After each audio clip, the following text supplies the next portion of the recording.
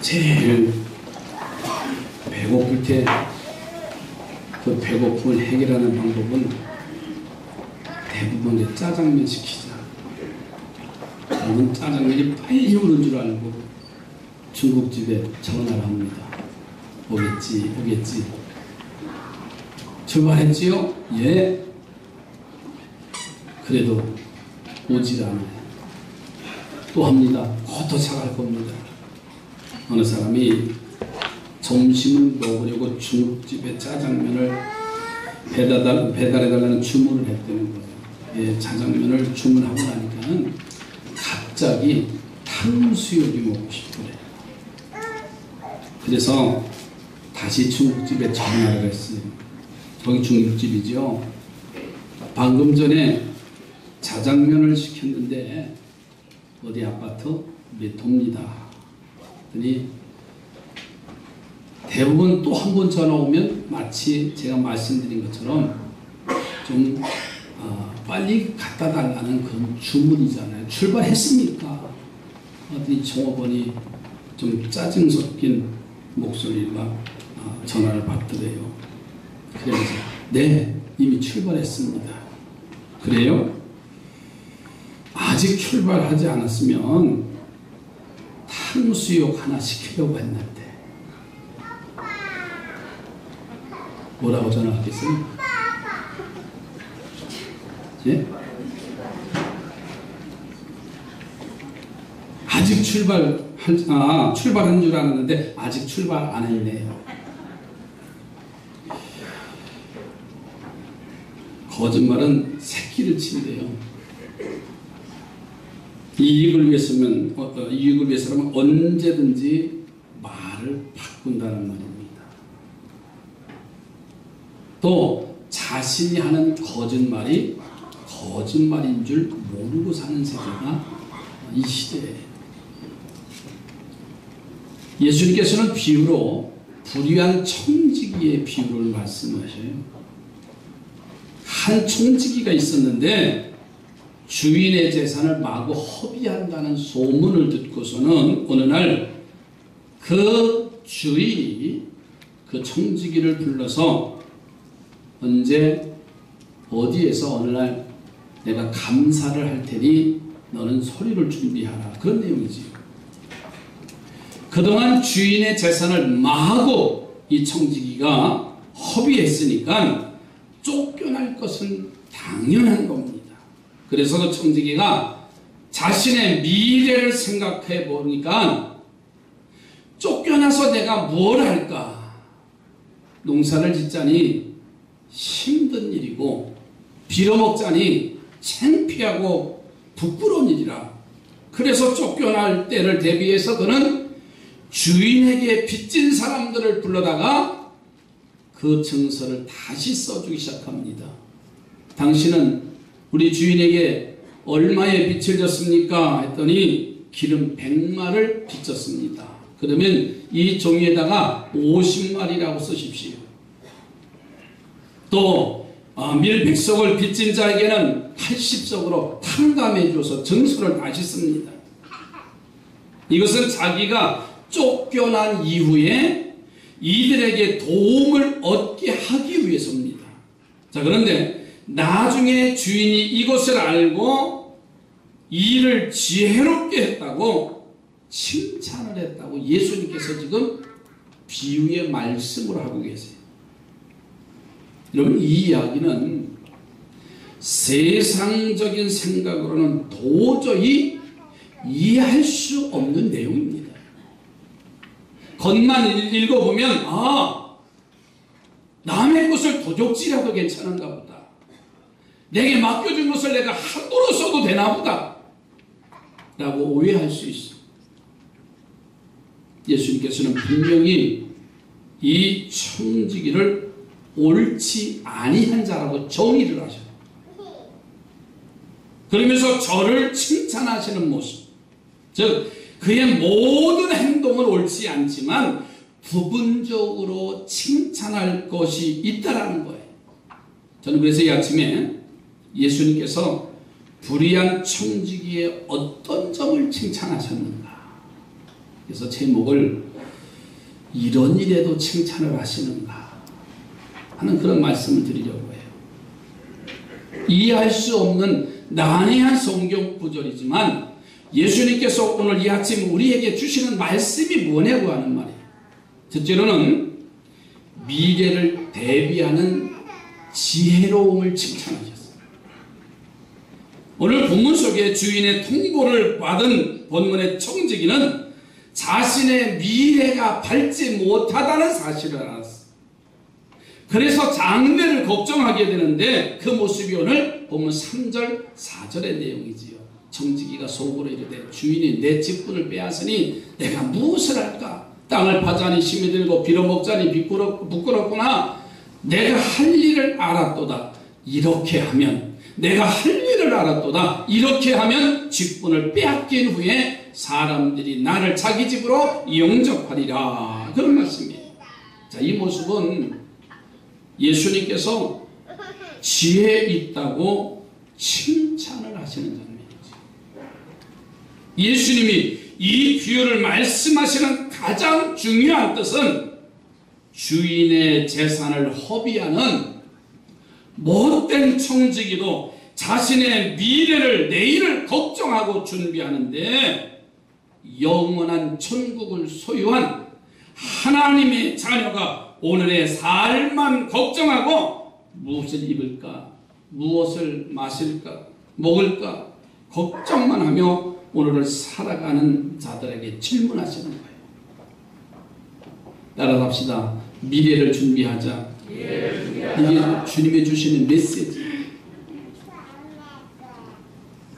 우리는 주님에게 칭찬 듣는 성도가 되시기 바랍니다. 그러기 위해서는 이 땅의 삶만 바라보지 말고 미래를 생각하고 준비하면서 그것을 위해서 투자하는 삶을 사는 칭찬 듣는 청지기가 됐으면 좋겠어요. 아브라함이 헤브론 땅에 도착을 합니다. 창세기 12장 1장에 보면 하나님이 아브라함을 부르시잖아요. 너희 본토 친척 아비집을 떠나라. 야, 무언가 아브라함은 기대를 했어. 그 말씀에 명령에 순종하고 내가 따르면 하나님께서는 그 넓은 가나안 땅과 같은 아름다운 풍성한 땅을 주시겠지. 그런데 그곳에 가서 보니까는요, 요단 들어오고 생각해보니까 척박한 땅이에요. 기대하고 갔는데 기대 이해하니까 아브라함은 마음이 상했어. 낙심합니다. 그런데 그런 아브라함에게 하나님이 찾아오셔서 눈을 들어서 동서남북을 바라보라고 명령하셔요. 그냥 동서남북 사방을 바라보라고 하는 것이 아니라 하나님께서는 아브라함을 향해서 너의 눈을 들어서 동서남북을 보라는 거예요. 눈을 들라는 뜻이 뭡니까? 지금 보면 형편없는 것 같지만 하나님이 앞으로 놀랍게 축복해 주실 내일을, 미래를 바라보라는 말씀입니다. 그래서 아브라함은 눈을 들어 바라보고서 그 땅을 종과 행으로 팡팡 밟고 다니면서 하나님이 주시는 축복의 땅이다. 근데 사람은요, 자기가 본 것만큼만 말하는 거예요. 여러분, 제가 늘 해외를 얘기하면 어디를 제일 많이 얘기하죠? 왜 그렇죠? 제가 필리핀밖에 가보지가 않아서 그래요. 뭐 다른 데도 가봤지만 늘 많이 가본 데가 필리핀 선교 현장이에요. 지난주에도 갔다 왔습니다만은, 그러니까 사람이 무엇을 바라보느냐, 어디를 바라보느냐에 따라서 우리의 메시지, 우리의 삶의 모습은 전혀 다르다는 거예요. 제가 신학교 시절에, 청년 시절에 그 교회에서 복음성가 부를 때 30년 전에 참 복음성가요. 우리는 승리하리, 우리는 승리하리. 갈산을 아시죠? 우리는 승리하리 부평을, 우리는 승리하리 인천을, 우리는 승리하리. 그러면서 막 찬송을 하고 은혜 받고 기도했던 그 기억이 잊혀지질 않아. 아브라함을 향해서 믿음의 눈을 들으라. 그가 밟는 땅은 복된 땅이고 약속의 땅이고 하나님께서 주시는 땅이라. 정말 그 땅을 하나님이 축복하셔서 적과 꿀이 흐르는 가나안 땅의 노른자위로 축복을 해 주신 줄로 믿습니다. 우리 옆에 보고 축복하십시다. 미래를 준비하는 성도가 되시기 바랍니다. 더 큰 믿음의 눈을 가지시기 바랍니다. 정말 우리가 내일을 향해서 주님 앞에 기도할 수 있는 사람은요, 하나님이 사용하신다. 우리 주님이 그 모습을 보시고 칭찬하십니다. 불의한 청지기의 비유를 말씀하시면서도 이 사람은 내일을 준비한 사람이다. 그 축복을 누릴 수 있는 우리 삼산의 성도들이 되어지기를 주의 이름으로 축복합니다. 두 번째로는 자신을 바로 깨닫는 지혜를 칭찬하셨어요. 자, 청지기는 주인의 통보를 받습니다. 자, 그런데 자기가 떳떳하게 자기가 바르게 행동을 했다고 하면 별 문제가 없어요.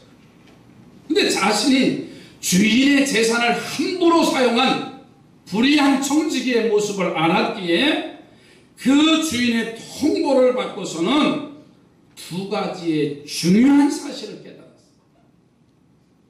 그것이 뭐냐면, 첫째는 자신에게 주인이 있다는 사실을 깨달았어요. 지금까지 그 주인이 청지기에게 맡기면 청지기는 그 사명을 잘 감당하는 겁니다. 마치 자기 것인 양 최선을 다해서 일하는 게 청지기의 직분이에요. 자, 그러다 보니까는 자기가 함부로 하다 보니까는 자기가 주인인 것으로 착각을 했어요. 그래서 주인의 재산을 자기 것인 줄 알고서 마음대로 하려고 하죠. 자, 그런데 문득 자신에게 주인이 계시다는 사실을 깨닫게 되는 거예요.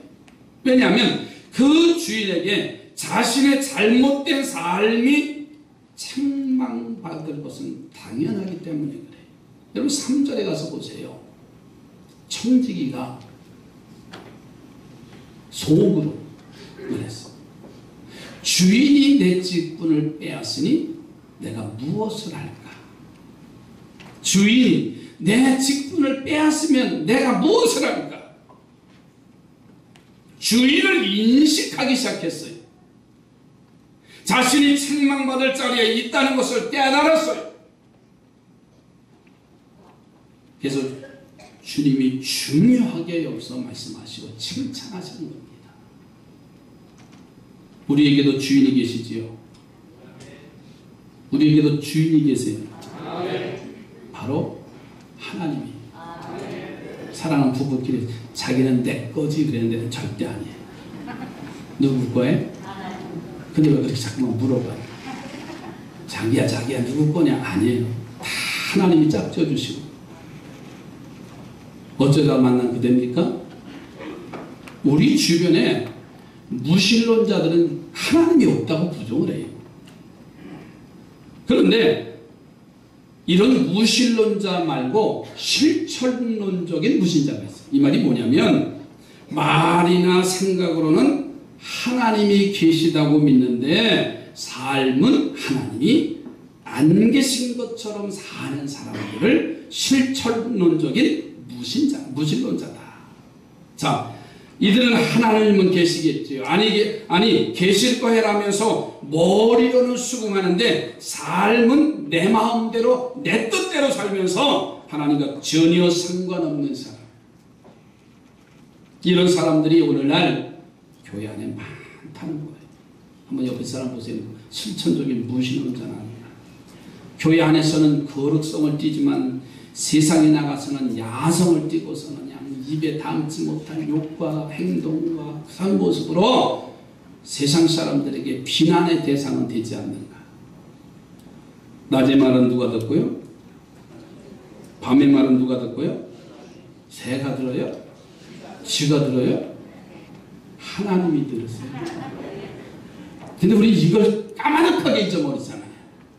그럼 막 내가 주인인 양, 인생의 성공자인 양 막 함부로 행동하잖아요. 여러분, 이 시대에 정말 주인이 계시다는 사실을 알면 우리의 삶은 거룩해질 줄로 믿습니다. 자신이 청직임을 그래서 깨달아야 돼. 두 번째 느낀 것은 내가 청직이지. 자신에게 주인이 있다는 사실을 깨달은 후에 그때는 나는 주인이 될 수가 없잖아요. 바로 본문의 청지기가 이것을 깨달았어. 그리고 자신이 청지기답지 못했음을 깨달은 거예요. 여러분, 청지기는 모든 것을 관리하고 운영하지만은 내 것은 아니에요. 단지 그것을 내게 맡긴 거예요. 아멘이지요. 모두 다 주인 것이라는 거예요. 자, 그런데 이 청지기는 그것이 전부 자기 것인 줄 알아. 특별히 할아버지들, 손주들 보고 아이고 내 새끼 내 새끼. 물론 내 새끼지요. 그러나 그 자식도 누구의 거예요? 왜 대답이 시원찮으세요? 우리는 전부 다 나의 것인 줄 알아요. 그래서 불의한 청지기가 됩니다. 그런데 이제야 자신이 잘못 사는 청지기임을 깨닫고서 이 깨달음을 우리 주님이 칭찬하고 계십니다. 오늘 우리는 우리 자신이 청지기임을 기억하시기 바랍니다. 그래서 물질이나 내 몸이나 내 자녀가 내 것이 아니라는 사실을 우리는 깨달아야 됩니다. 이럴 때 우리 예수님이 우리를 지혜롭다고 칭찬하실 줄로 믿습니다. 내 것이 내 것이 아니. 여러분, 우리는 편할 때는 하나님을 찾지 않아요. 힘들고 어려울 때는요, 하나님, 급하면 하나님 찾아요. 이런 사람이 무신론적인, 실천론적인 무신론자예요. 알긴 알지만 하나님이 나의 주인인 걸 알지 못해요. 하나님과 청지기인 자신을 깨달으셔서 우리 예수님께 지혜롭고 칭찬듣는 우리 삼산의 식구들이 다 되시기 바랍니다. 마지막 세 번째로는 남에게 선을 베푸는 지혜를 칭찬하셨어요. 본문의 청지기를 보세요. 처음에는 자기를 위해서 주인의 재산을 불법으로 활용했어요. 마치 청지기가 주인인 것으로 착각할 때는 모든 것이 다 내 것인 양 착각해.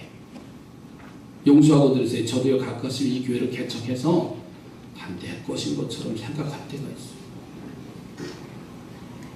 참 얼마나 무서운 말인지 몰라요. 내 것이 아니잖아요. 하나님의 것입니다. 하나님의 자녀들입니다. 하나님이 주인 되셔야 돼요. 자기 것이라고 생각하는 순간 주인의 재산을 허비했어요. 자, 그런데 주인에게 발각이 되고 쫓겨날 처지가 되니까 자신의 미래를 위해서 주인에게 빚진 자들의 빚을 탕감해주는 사건이 나오지요. 이것도 역시 자기 안위를 위해서 한 것이지요. 자기 내일을 위해서 한 거예요. 그런데 왜 빚을 자기 마음대로 탕감해준 행동을 우리 예수님께서는 지혜롭다고 칭찬을 하셨습니다. 아니, 불의한 행동을 하고 그것도 모자라서 빚준 것, 주인이 빚을 준 것, 그걸 가지고 채무를 탕감해주고, 그러면서 하나님 왜 이 사람을 예수님께서 칭찬하셨느냐 말이에요. 이 말은요, 하나님이 주신 것으로 나를 위해서 살지 말고 남을 위해서 살라는 메시지. 우리 학생들한테도 물었어요. 늘 물어요. 공부해서 뭐하냐? 어른들은 공부 하나도 안 하면 공부해서 남 주냐? 이놈의 새끼야. 그래. 따라잡으세요. 공부해서 남 주는 거다. 이게 성공하는 사람이에요. 근데 우리는요, 이 시대는 내 가족, 내 사람만 지금 알고 있어. 우리나라처럼 지역색이 강한 나라가 없잖아요. 우리나라처럼 흑백이 얼마나 분명한지를 알 수 있어요. 참 안타까운 모습이잖아요. 어렸을 때부터 우리는 그렇게 지금 자랐기 때문에 우리의 후대들은요 어떻게 될는지 몰라요. 나를 위해서 살지 말고 남을 위해서 살 수 있는 그러한 이제 교훈을 주님이 칭찬하신 거예요. 처음에는 이 청지기는요 주인의 것을 제 욕심만을 위해서 사용했잖아요. 자기만을 위해서 덕을 봤어요.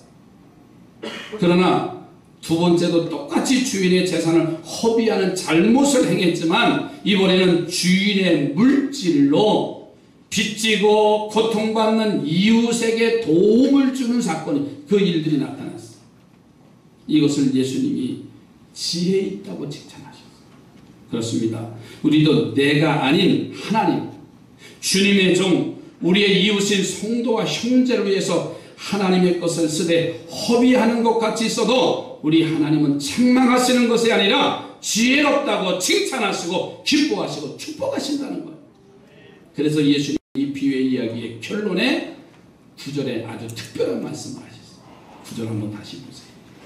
내가 너희에게 말하노니 불의의 재물로 친구를 사귀라. 그리하면 그 재물이 없어질 때에 그들이 너희를 영주할 처소로 영접하리라. 불의의 재물 자체가 잘못된 겁니다.